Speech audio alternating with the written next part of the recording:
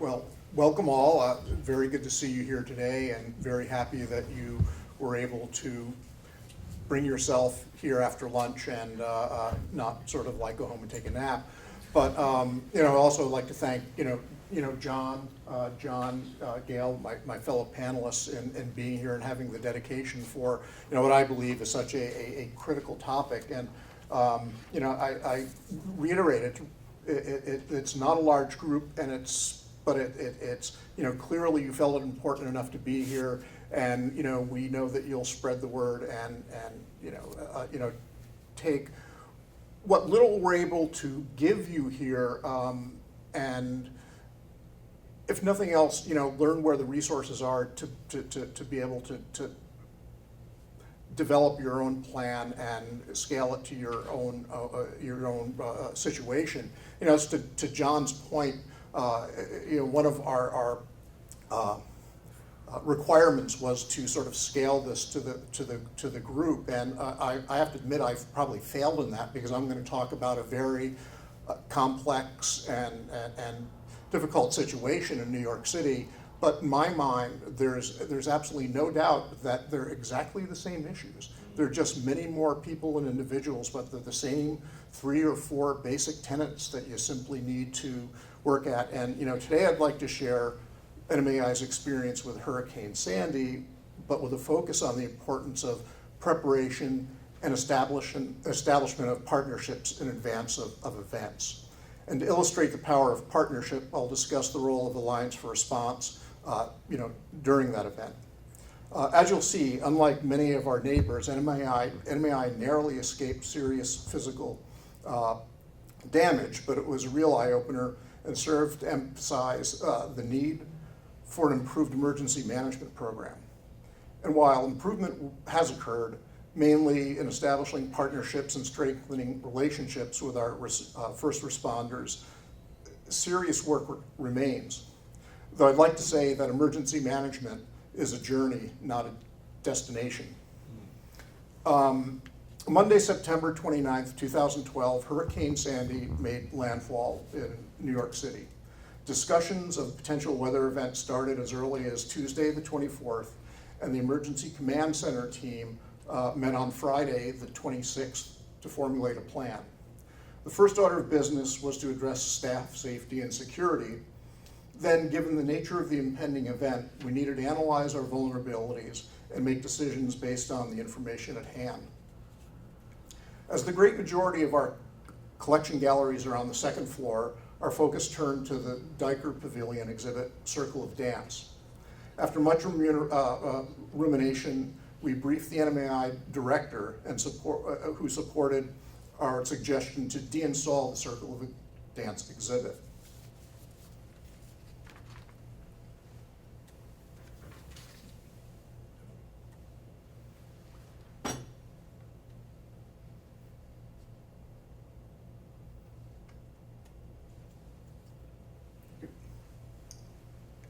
The Diker Pavilion, home of the Circle of Dance exhibit, is located on the first floor of the Alexander Hamilton U.S. Customs House, where SI leases 2 stories of a 7-story building plus one of the 2 basement levels.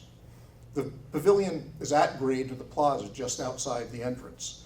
The oval exhibition and program space, which you see in the upper left, is surrounded by 10 cases that are well sealed and buffered against temperature and humidity, though certainly not against the rising waters of New York Harbor. On Sunday, 2 staff deinstalled the 10 cases and relocated the dressed mannequins largely intact to the second floor galleries, which were both secure and less vulnerable to rising water, which again you can see in the bottom right-hand slide. And it was a brilliant work by our exhibits, head of exhibits, along with one of his staff, were able to go in, and they literally were able to take these carts that we had, drill the holes, and just kind of remove the mannequins. And we're very fortunate that it wasn't a much more complicated deinstallation. It comes down.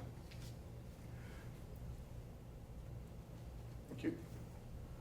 The blue star in the center of the map is adjacent to our location at the Alexander Hamilton U.S. Customs House at the southern tip of Manhattan, adjacent to the New York Harbor Upper Bay. We are on the border of the red and yellow zone, which is highly fortunate since as the storm surge peaked at 13.9 feet above high tide, the water was literally at the curb of our sidewalk. Had the surge continued by even another 6 to 12 inches, the basement and sub-basement of the building would likely have been submerged, just as the nearby auto and subway tunnels were. The subway tunnels were literally just filled down in that area. Another 12 to 24 inches and Circle of Dance may have been underwater, or at least part of it underwater. Thank you. We know the massive destruction caused by Sandy, and while we did take on some water, as you can see in the slide on the left in the basement, and interestingly, much of the water that came into the building did not come from the top down, but literally seeped through the walls 30 feet down, 30 feet down in the basement. And the true actually disaster in all of this, which isn't directly related to the museum, is that what they're finding a few years later, that since that water came through the walls into the building, it was salt water, and they're finding that the salt water in the walls are tearing the walls apart, and they're looking at a $20 million project to tear up the sidewalks all around the building to repair the walls. And there are many more sort of unknown things that we will be facing, and we don't have time to sort of really go into today.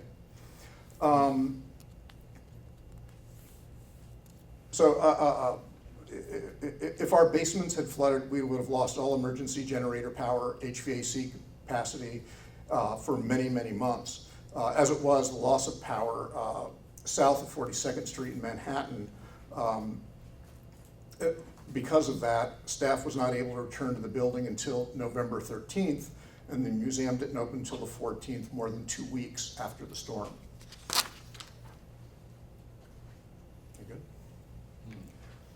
New York City government and many other entities and individuals attempted to mitigate the damage, but in many areas it was simply too little too late. Countless advisory committees, commissions, panels, and seminars were held and continue to be held to analyze and develop a plan for protecting the city against what most consider the inevitable result of global warming and rising waters.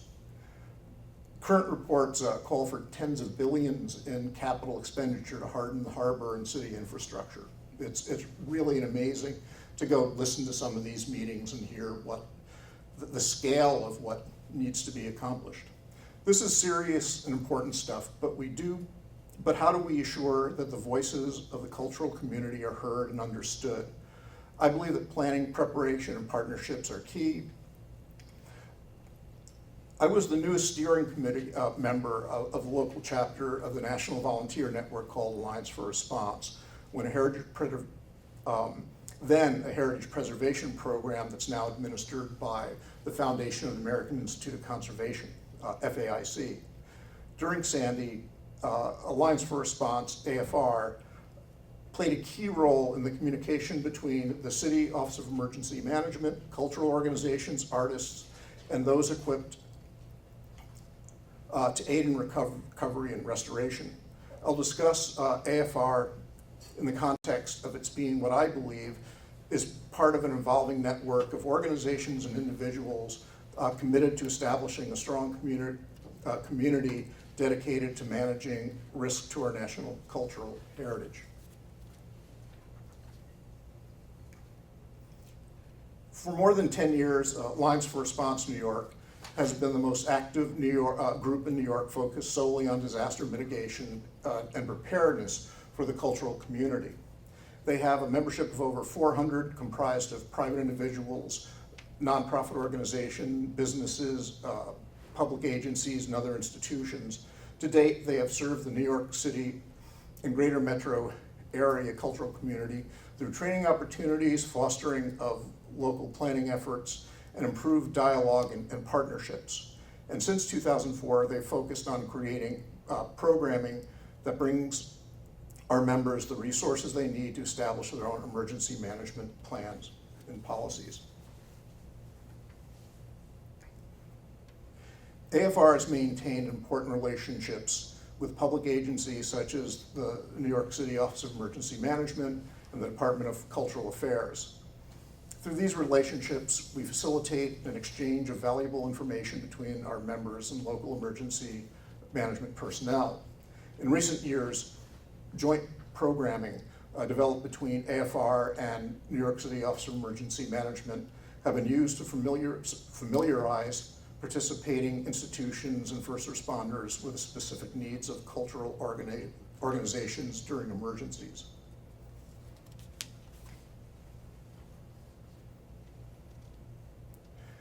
During and after Hurricane Sandy, ad hoc partnerships were critical to supporting the AFR role in local disaster recovery efforts. It was the event was of such a scale. We thought we were prepared, and of course, you're never as prepared as you'd like to be. Our collaboration in outreach projects, needs assessment, deployment of volunteers, and the establishment of the AIC CERT Cultural Recovery Center, which I'll talk about a little bit, during Sandy led to creative and effective support for affected institutions and artists. Through these efforts, we attained a better understanding of how we could strengthen our assistance to the New York City cultural community as we prepared for subsequent disasters. Most critically, AIC CERT, that's American Institute of Conservation, emergency response team, cultural emergency response team. You kind of get lost in all these acronyms, you know. If you don't already know, the AIC Collections Emergency Response Team responds to the needs of cultural institutions during emergencies and disasters through coordinated efforts with first responders, state agencies, vendors, and the public. And this is a resource that all of you should know about, understand, and take advantage of when the need arises. Members are available 24/7 to provide disaster assistance to museums, historical societies, libraries, archives, and the general public.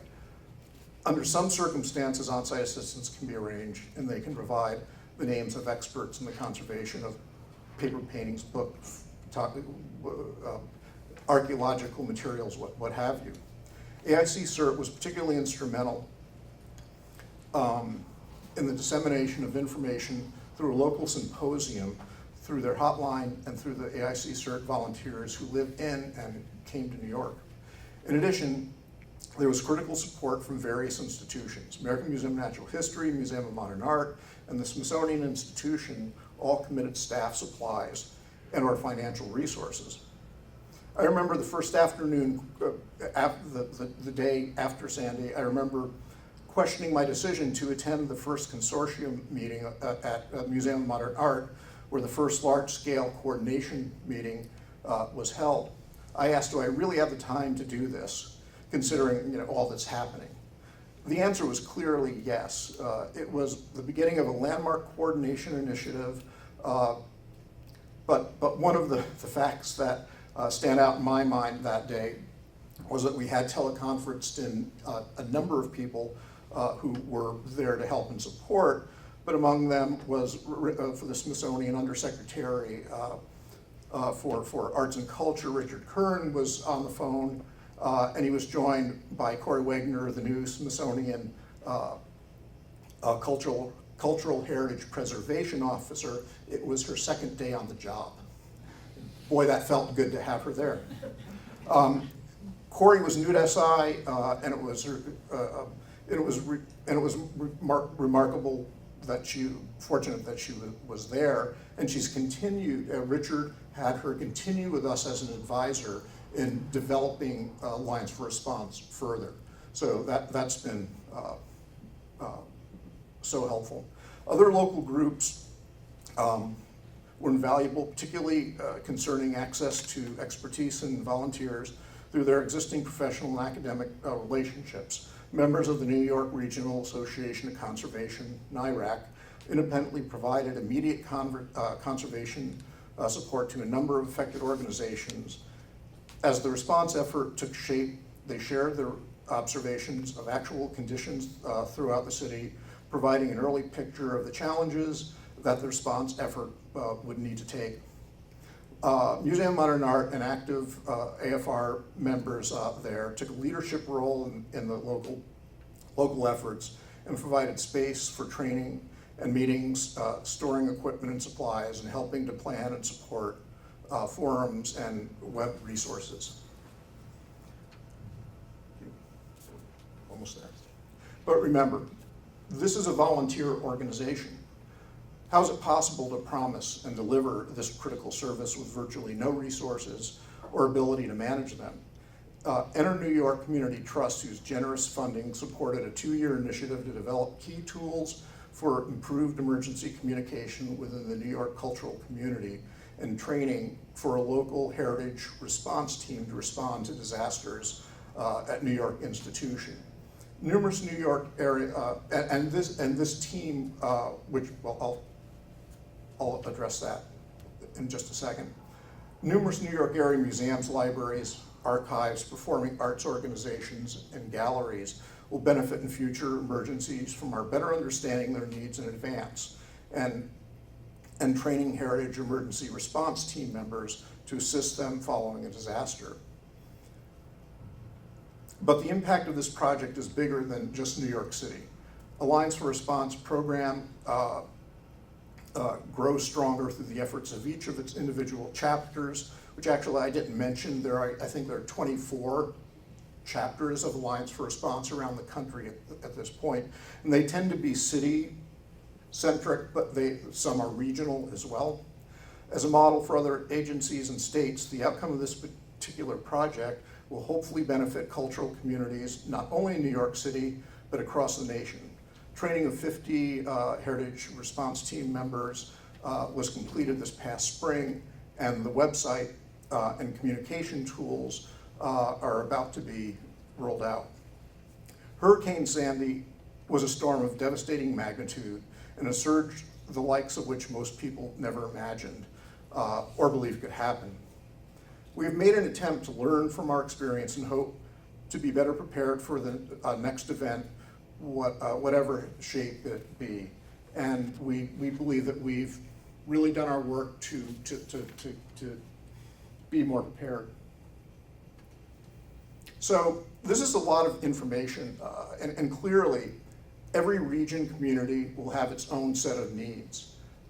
This is why establishing partnerships and planning relative to your regional, geographical, and cultural needs is so important.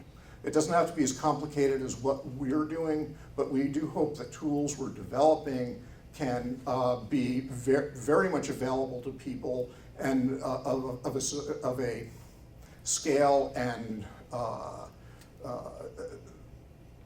availability that's not, that is cost effective, I guess is the best way to put it. Many resources exist, and we have prepared a handout today that cites some of the publications available and the websites and contact information for organizations that can help you plan. But the planning starts with you and your organization, whether it's city, town, tribal leadership, and the local Office of Emergency Management is key. So, those are my thoughts at the moment, and I hope that we have time for a little further discussion on that. Thank you.